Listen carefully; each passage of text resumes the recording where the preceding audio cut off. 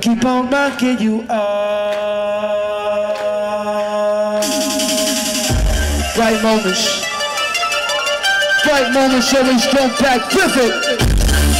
The fifth grade Pacific citywide test pressure, the pre-crack ever. Mr. Sherman, what a prick, attitude matches Harjo, ugly and insane. This is Bed-Stuy 82, 9th floor, 3 tiny rooms, 1 view. Bucktown, Roosevelt House, they green grass is green, our green grass is brown. South China phone wasn't touchdown, but he beat in the street, E.T. had to flee. Great heavens, good grief, Humphrey Billy's white bowl on his cheese. The windows on the alley like sad eyes. This is sharp gaze on you when you pass by. When you can go to store, you can see him cry. You can watch him scowl, feel him power. Tell the city spots in every inch of out. Fast man, because you know what you amount to. The laughter, the screams, another roll. The show of songs, the book of dreams. It's don't feet where the arms can't reach Main Street. Even when it's free, it ain't cheap. All on a shot, a terminal diagnosis. Basic survival requires super heroics. No space in the budget for a break. This when you gotta fly by night. Crash landings routinely happen. Some survive, others never rise from the ashes. Watching asphalt and observing its habits. Creating excited, there you have it. From teenage love, praying jump, strange truth. Valley boots and native drums. From big shot home, so here we go. And we wonders all along the road. Some open, some closed. Some stretches go with no lines at all. Some riders don't know what they riding for. They hand on the wheel, they find it's home. Whatever you ride, whatever you lane, this road called life is a beautiful thing. And we are alive in our amazing times. Till I get past diabolical minds. Revelations, hatred, love and war. And more, and more, and more, and more, and more. Less than ever before. It's just too much more for your mind. I'm scary like hell, but there's no doubt we can't be alive and on time. But Islam, Moors, Islam, Islam, Islam, Islam, Islam. First, I rise giving praise to Allah, the great God of the universe. I ask and honor His holy and divine prophet, Prophet Noble Drew Ali, the founder of the Moorish Science Temple of America. Now, we are here on this location to put the issue of nationality in a historical perspective. Question 85 of the Quran Question for Moorish Americans states, name some of the marks that were put upon the Moors of Northwest by the European nations in the year of 1774. The answer is Negro, black, colored, and Ethiopia. Now these are Quran questions. What does our Quran speak to this issue? We read in chapter 47 of the Moorish Holy Quran, Egypt, the capital empire of the dominion of Africa. Instructions 15 through 17.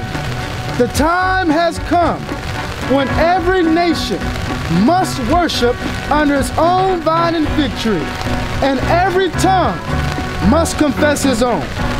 Through sin and disobedience, every nation has suffered slavery due to the fact that they honor not the creed and principles of their forefathers.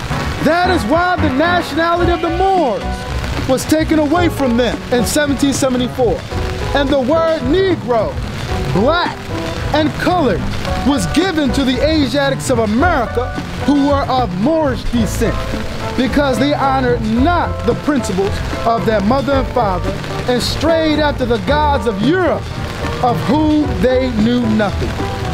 Now, after reading the prophet's words, why do we find ourselves standing in front of Carpenter's Hall on this date?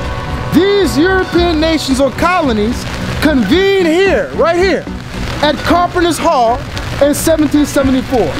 Now the question must be, why did the European nations convene here in 1774? One primary reason why they convened here is that the European nations was here in response to the British passing of many laws known as the Intolerable Acts. They were forming a united front against King George III of England. In addition to forming a united front against King George III of England, the European nations or colonies agreed to strip the Moors of their nationality and birthrights.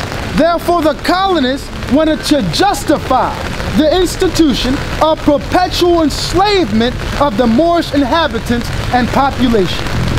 Now, I have read the journals of the Continental Congress, and they are the records of the daily proceedings of the Congress as kept by the office of its secretary, Charles Thompson. The journals were printed contemporaneously in different editions and in several subsequent editions. None of these editions, however, included the secret journals, which were confidential sections of the records which were not published until the year of 1821. This complete edition, it was published by the Library of Congress from 1904 to 1937. Remember, the prophet told us all the secrets have been freed. Understand, Moors, that these secret journals were published during the time of our holy and divine prophet Obudrali. And I have actually here a few pages of the journals of the First Continental Congress in the year of 1774. Now you can look it up for yourself. And what you will find is the records blatantly, large sections taken out. Now we gotta ask ourselves, what were they trying to hide? Right, that's right. Large sections. I mean, blatantly. You can see it's obviously. Large sections removed from the journals of the First Continental Congress in the year of 1774. Now keep in mind, this country's legislators would master the careful manipulation of laws and legal jargon. This was a necessary tool and skill for legitimizing the blatant violation of this country's fight for freedom. The use of the terms Negro, black, colored, quadroon, etc. would be employed with legal precision. A mark is a name or other device placed on merchandise to signify ownership. It is a brand. It is a label.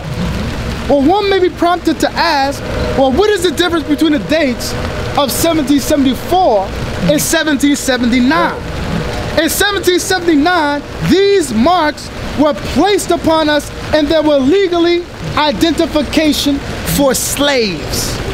Slaves were fallen under the primary designations of black, colored, and Negro, which were references to persons legally transformed into property.